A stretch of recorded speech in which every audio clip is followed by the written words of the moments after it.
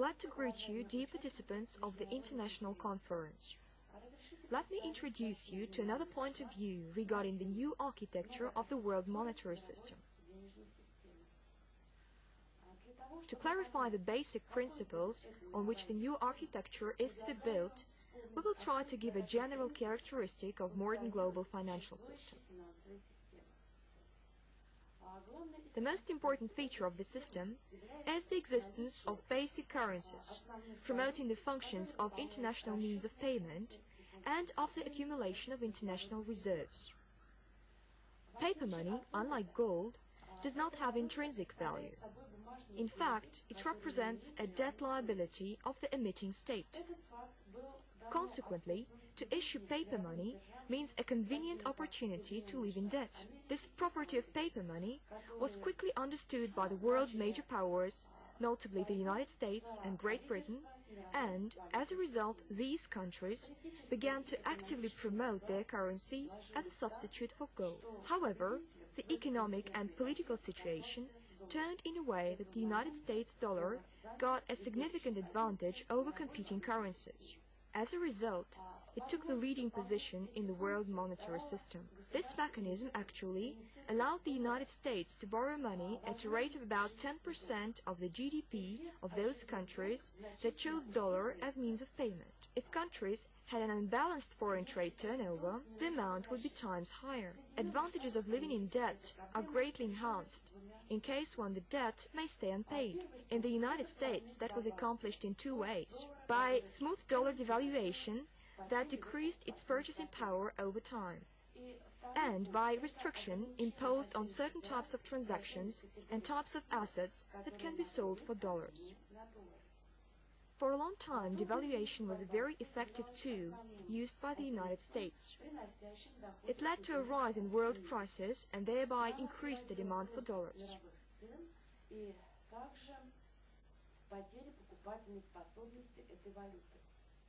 Note the slide showing the price of gold in dollars.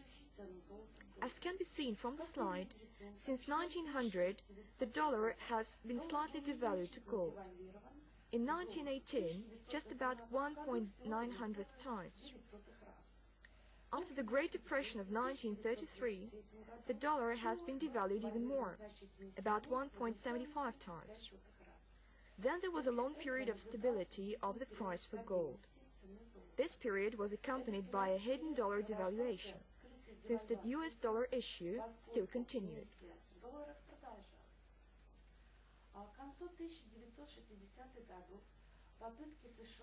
By the end of the 60s, the US attempts to stabilize the price for gold through consolidation of the gold reserves with allied countries have failed. And in 1971, the practice of binding the dollar to gold was finally abandoned. Meanwhile, most countries were already using the dollar in foreign trade transactions.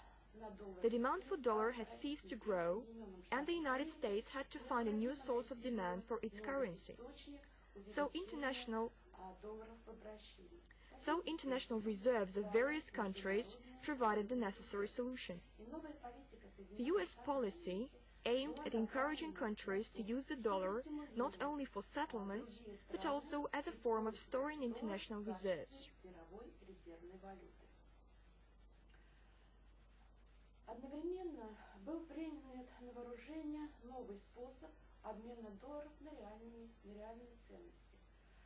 At the same time, they adopted a new way to restrict the exchange of dollars for real values. The mechanism of government borrowing allowed to convert high liquid cash dollars in low liquid government bonds. The mechanism of devaluation of the dollar continued to regularly perform its function, but the need for further increase in dollar emission has promoted the need for new mechanisms. Credit issue was used as such.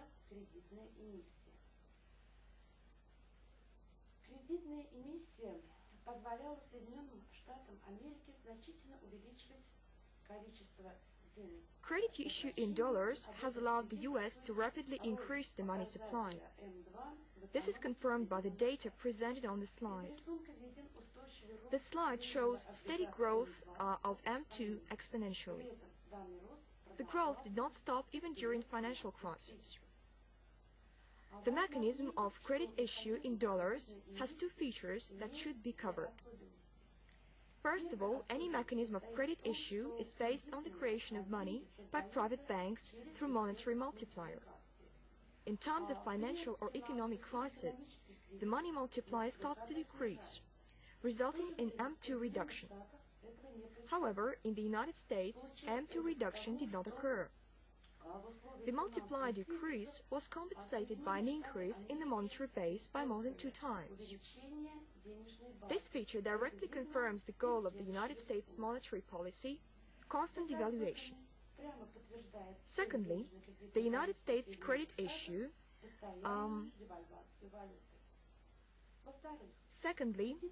an important role in the U.S. credit issue was played not only by an extensive increase in lending, but also by the introduction of new credit facilities, which are not reflected in M2 index.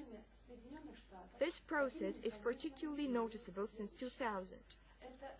It includes expansion of consumer lending, especially mortgaging, new credit facilities such as securitization, SPV as a way to circumvent the requirements of the equity of the bank, intensive use of financial derivatives. The following slide shows the amount of debt in major sectors of the United States. The slide shows that consumer lending is highly outpacing as compared to business lending. This trend confirms the goal of credit issue, an increase in the volume of money in circulation by all means. Meanwhile, the excessive credit issue inevitably leads to over-lending of economy, resulting in a shortage of investment projects of the desired yield. The only solution to the problem in the United States is to lower the interest rates. The slide shows the dynamics of interest rates for 3-month deposits in the U.S. banks. The slide shows that in period from 1964 to the present time, the rates were growing only during periods of high inflation. In general, the rates were gradually falling. A low bank interest has also led to reduction of interest on government bonds, thereby reducing the costs of debt servicing.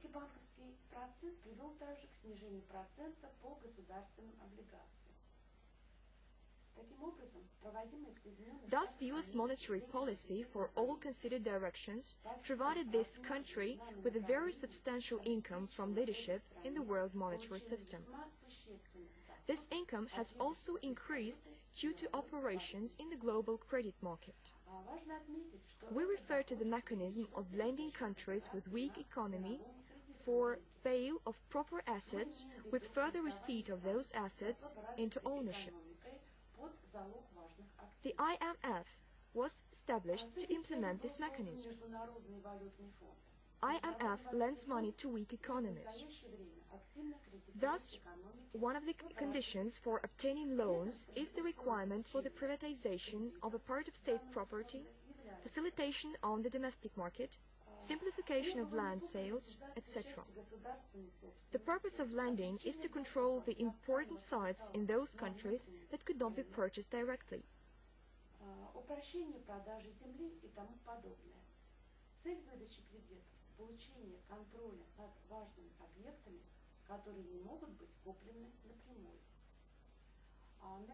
Another leader in the modern monetary system, along with the dollar, is the yen. However, the mechanisms that allow Japan to obtain income from its currency, as the world one, have certain features. Unlike the United States, Japan developed its industry relatively late.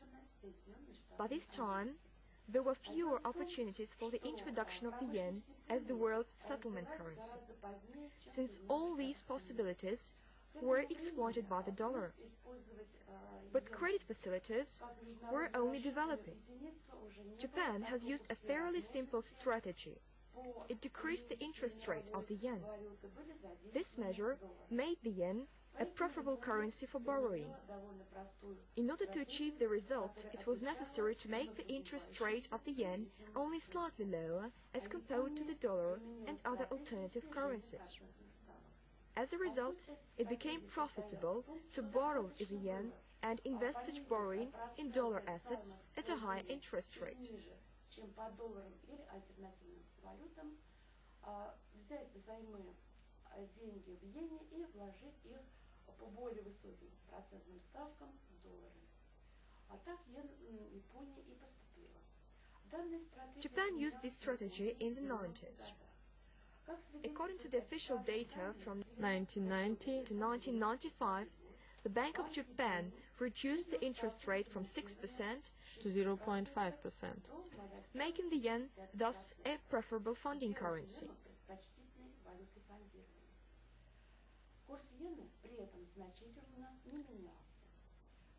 Thus, the yen rate has remained the same. They managed to stabilize it. Once the rate has reached 0.9%, the following step was performed. From 1995 to 1998, the yen fell from 80 yen to 147 yen per dollar. These credit transactions ceased quickly. The yen deficit led to closure of short positions in the yen and to sharp revaluation of its exchange rate to 101 yens per dollar. It is evident that if one knows the time frame of the credit issue, he can get income from rate fluctuations. That is what Japan actually did. Later on in July 2007, the operation was repeated, though in a smaller basis. By March 2008, the yen exchange rate has grown from 123 to 95 yens. The third lead in the global monetary system is the euro. Euro creation is, in our view, an attempt of countries to jointly counter the negative influence of the dollar on their economies. Refusing to use the dollar in favor of the euro, the eurozone countries thereby cease to pay the inflation tax on the dollars held in their reserves. However, we do not consider the euro as a currency intended to be the world one, because at the moment all the ways of generating income from the use of world currencies have been exhausted. Analysis of the leading world currencies shows that the future of the existing monetary system depends mainly on the US dollar. However, statistics shows an economic recession in this country that threatens its financial system. Currently, the M2 money supply in the US is $8.6 trillion. The size of federal government borrowing is $7.8 trillion. In addition, there are debts of the private sector and households. State commitments on retirement payments account for about 50 trillion. At the same time, the US GDP reaches just over $14 trillion. It is quite small if compared to the size of the debt. In addition, the external state debt and rates on long-term bonds are growing. These data indicate that the dollar is rapidly losing its purchasing power. In addition, further sustainable existence of the United States financial system is doubtful. The recent crisis in subprime mortgaging was not actually that huge, because less than 20% of mortgage loans were securitized. Thus, less than half of them had a subprime category. The expected drop in income will lead to a repetition of the same crisis, but already regarding the bulk of mortgage loans. Accelerated dollar devaluation, as well as problems with future financial stability of the United States, indicate that in the long run, the dollar will gradually lose its role as the world currency. The result of this process should be disintegration of the global financial system. Meanwhile, many countries with relatively stable economies are not willing to take the place of the United States. In particular, the BRIC countries directly restrict the inflow of capital in the forms that do not meet their national interests. This policy is quite logical. However, it's not aimed at creating a new world monetary system. It is more likely that soon we will see a significant decline in international financial transactions, which in itself will sharply reduce the role of the world monetary system. As a consequence, the volume of international trade will be reduced, because some countries, due to the impossibility of borrowing, will be forced to reduce the volume of imports to that of exports.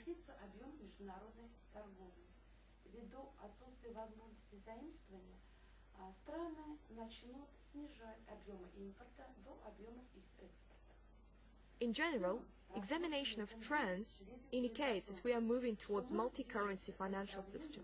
The configuration will be determined by the following properties. Each state will hold reserves in a broad basket of currencies according to the volume of trade with the corresponding countries.